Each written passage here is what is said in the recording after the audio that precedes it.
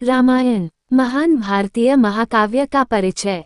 रामायण दक्षिण और दक्षिण पूर्व एशिया में एक बहुत लोकप्रिय महाकाव्य है। ये राजा राम की कहानी है जिन्हें अपनी अपहृत पत्नी सीता को बचाना है। साथ ही ये हिंदू जीवन के सबक भी सिखाता है। रामायण को मौखिक रूप से साहित्य और कॉमिक पुस्तकों, नाटकों, फिल्मों के माध्यम से सुनाया और दोहराया जाता है और आज लोकप्रिय संस्कृति के कई अन्य रूपों में इसका संदर्भ दिया जाता है। ऋषि वाल्मीकि द्वारा रचित रामायण संस्कृत भाषा के महान महाकाव्यों में से एक है और इसकी रचना लगभग 200 BC की है। दक्षिण एशिया में पाई जाने वाली कई क्षेत्रीय भाषाओं में इस महाकाव्य के कई अन्य संस्करण हैं। हालांकि इनमें से अधिकांश संस्करणों में एक ही मूल कथा का उपयोग किया गया है या संदर्भित किया गया है, लेकिन उनमें महत्वपूर्ण अंतर हैं।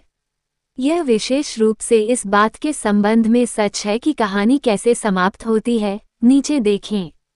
यहाँ मूल कहानी दी गई है, लेकिन शिक्षकों और छात्रों को प्रत्येक प्रकरण के संदर्भ में बहुत भिन्नता और अधिक विवरण देखने की उम्मीद करनी चाहिए। राम महान राजा दशरथ के सबसे बड़े पुत्र थे। देवताओं ने घोषणा की थी कि उनका जन्म राक्षस राजा रावण को हराने के विशिष्ट उद्देश्य से हुआ था। उन्हें महान भगवान विष्णु का 7वां अवतार माना जाता है। राम ने अपनी पत्नी सीता का हाथ एक तीरंदाजी प्रतियोगिता में जीता, जिसमें वे एकमात्र ऐसे प्रतियोगी थे जो शिव के धनुष को मोड़ने में सक्षम थे। सीता का जन्म धरती के एक गड्ढे से हुआ था, यही उनके नाम का अर्थ है। दोनों एक साथ बेहद खुश थे और अयोध्या में राम के घर में रहने के लिए लौट आए। राम की सौतेली मां कैकेयी अपने बेटे भरत को अपने पति दशरथ के सिंहासन का उत्तराधिकारी बनाना चाहती थीं। राम सबसे बड़े थे और यह सम्मान उन्हें मिलना चाहिए था। कैकेयी ने अपने पति द्वारा किए गए कई उपकारों की मांग की और दशरथ को, जो अपनी पत्नी से किए गए वादों से पीछे नहीं हट सकते थे, राम को 14 साल के लिए वनवास देने के लिए मजबूर किया। राम के भाई लक्ष्मण और उनकी पत्नी ने उनके साथ जाने पर जोर दिया और वे एक साथ चले गए। दशरथ की मृत्यु शोक से हुई और भरत ने अपने भाई को वापस लौटने के लिए मनाने का प्रयास किया। राम, जो अपने वचन से पीछे नहीं हटने के लिए भी बाध्य थे, ने मना कर दिया। भरत ने राम के नाम पर उनके लौटने तक शासन करने का वचन दिया। राम, सीता और लक्ष्मण जंगल में भटकते रहे जब तक कि राम को एक दुष्ट आत्मा ने नहीं देखा जो उनसे प्रेम करने लगी। राम ने उसे अस्वीकार कर दिया और उसने अपने सहयोगियों के साथ हमला किया, लेकिन लक्ष्मण और राम के हाथों उसे हार का सामना करना पड़ा। उसने अपने भाई रावण से मदद की गुहार लगाई, जो उस समय धरती पर सबसे शक्तिशाली और सबसे खतरनाक राक्षस था।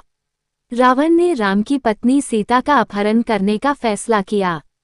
रावण के एक राक्षस अनुयायी ने एक शानदार हिरण का रूप धारण किया, जिसने सीता की रुचि जगाई। उसने राम से हिरण को वापस लाने के लिए कहा। लक्ष्मण ने जादुई तरीके से सीता की रक्षा के लिए उसके चारों ओर एक रेखा या घेरा बनाया और अपने भाई की सहायता के लिए चला गया। जब वो और उसका भाई इस तरह व्यस्त थे, तब रावण एक पवित्र व्यक्ति के वेश में सीता के पास आया।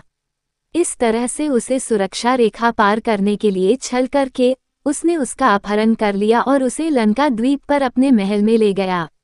वापस लौटने पर जब राम ने सीता को गायब पाया तो वे निराश हो गए। अपने भाई के साथ वे उसकी खोज में निकल पड़े। रास्ते में उन दोनों ने एक राक्षस को मार डाला, जिसकी मुक्त आत्मा ने उन्हें बंदर राजा सुग्रीव की मदद लेने के लिए कहा था। भाइयों ने राजा की खोज की और उसे अपने राज्य पर नियंत्रण पाने में मदद की, जिसे उसके सौतेले भाई ने हड़प लिया था। कृतज्ञता में सुग्रीव ने अपनी सेना और अपने सबसे अच्छे सेनापति पवनपुत्र हनुमान को सीता को वापस लाने के लिए समर्पित कर दिया। हनुमान ने सीता का पता लगाया और वहां उनसे मिलने गए, उन्हें आश्वस्त किया कि राम उन्हें बचा लेंगे। उन्होंने सुझाव दिया कि लंका की घेराबंदी करने के लिए द्वीप तक एक विशाल पुल का निर्माण किया जाना चाहिए। महान युद्धों और वीरतापूर्ण कार्यों के बाद घेराबंदी पूरी हुई और रावण पराजित हुआ। सीता को बचा लिया गया।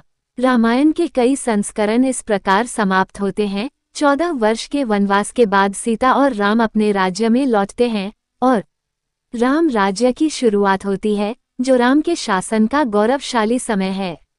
अन्य संस्करण, जैसे कि वाल्मीकि द्वारा सीता के अपहरण के समय उनकी निष्ठा पर सवाल उठाने के साथ समाप्त होते हैं, जब उन्होंने दूसरे व्यक्ति के घर में बहुत समय बिताया था।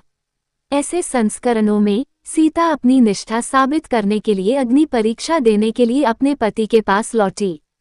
उसने ये परीक्षा पास कर ली, लेकिन बाद में फिर से उससे सवाल किए गए। उसके बाद उसे अपने 2 अजन्मे जुड़वां बेटों के साथ निर्वासित कर दिया गया। बाद में उसे राज्य में लौटने के लिए कहा गया। उसने ऐसा केवल सभा के सामने खड़े होकर पृथ्वी जिससे वह पैदा हुई थी से कहा कि अगर वह पवित्र रही तो उसे फिर से वापस ले ले।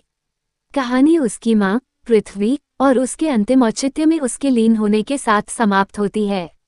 रामायण महाकाव्य को भगवान राम के पुत्रों लव और कुश को शिक्षा देने के लिए कई साल पहले ऋषि वाल्मीकि ने संस्कृत में लिखा था।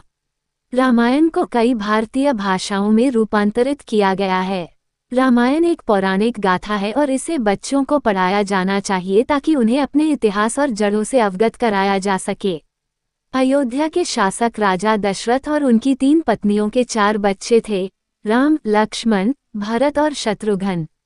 राजा अपने सभी बच्चों से बहुत प्यार करते थे, लेकिन उनका सबसे प्रिय बेटा राम था। वह चाहते थे कि वह राजा बने। हालांकि ये खबर उनकी दूसरी पत्नी कैकेयी को अच्छी नहीं लगी, क्योंकि वह चाहती थी कि उनका बेटा भरत राजा बने। उसने राजा से राम को वनवास भेजने और भरत को राजा बनाने के लिए कहा। दशरथ आधे मन से सहमत हो गए और जल्द ही राम, लक्ष्मण और सीता वनवास के लिए निकल गए।